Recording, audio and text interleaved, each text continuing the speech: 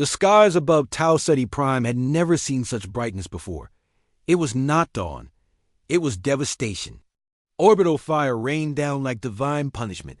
Only it came from the claws of the Zarn Dominion, those insectoid warlords who had long dismissed Earth as a non-threat with too much bark. They were wrong. From the moment the first energy war had hit humanity's newest colony, Gravemark, the universe crossed a threshold it could never return from. Admiral Reva Santiago watched. In silence from the bridge of the HSS Eclipse, a stealth cruiser operating beyond Zarn's sensor range. Her face was carved in cold resolve, eyes locked on the burning colonies below. They really did it, whispered Lieutenant Farrell beside her. 14 million gone. Reva didn't blink. She tapped a hollow panel and opened and encrypted. Earthlink channel. This is Santiago. Colony strike confirmed. Execute Omega Protocol. The voice on the other end was synthetic, emotionless, yet it responded with a word the galaxy hadn't heard in a century. Acknowledge. Arsenal activation in progress. 70 years ago, during Earth's last war with the Trinari swarm, humanity learned the value of being underestimated. We survived. Then, we disappeared from galactic politics, quietly retreating, licking wounds and building. Not weapons for war, but for finality. Hidden bunkers under Antarctica. Satellites cloaked in Neptune's shadow. And the mysterious lunar vault sealed tight, even from Earth's own governments. They called it Project Revenant. A legend. A myth. But it was real. And it was angry. Present day. The awakening CERN fleet celebrated. Their hive mind communications pulsed with satisfaction. Human response probability, 3% resistance. Next phase, pacify Earth. Absorb remaining territories. That message never reached the central hive. Why? Because the signal destroyers in Earth's orbit, those tiny, asteroid-looking drones, had already woken up. The first hint came when Zarn censorship started vanishing. 1, then a dozen. Then 63, no wreckage, no warning, no trace. Just digital silence. What is this? Chittered General Kaylor aboard the Dominion flagship. Why no telemetry? Seconds later, the stars screamed. Earth's sky opened as thousands of dark matter rail lances fired from cloaked positions across the solar system.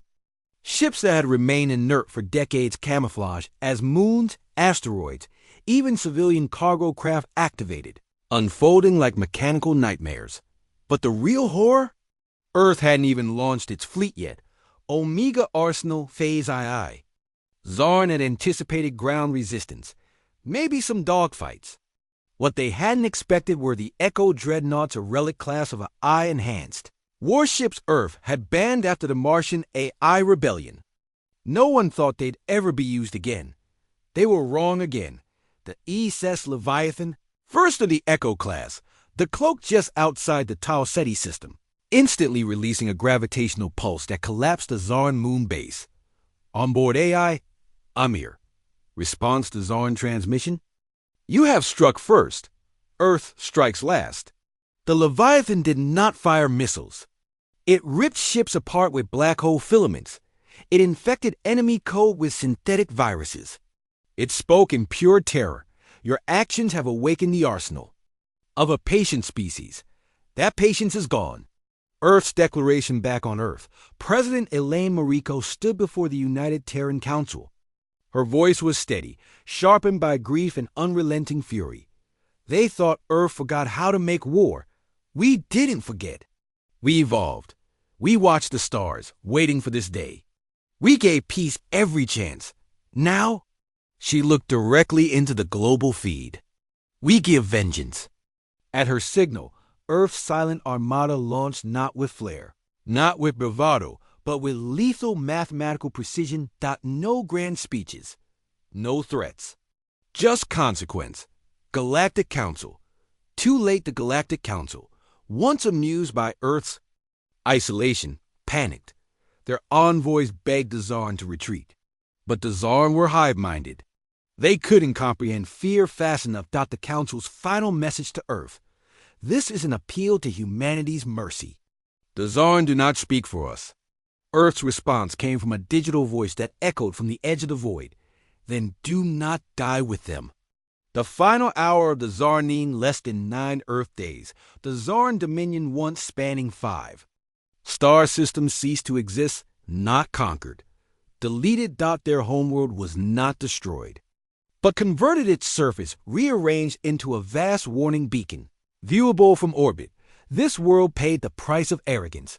Earth didn't annex, didn't colonize. It didn't want land. It wanted memory. A memory carved in fear, aftermath back.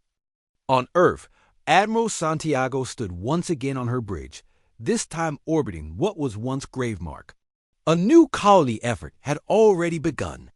But this time, there were Echo-class sentinels in every orbit.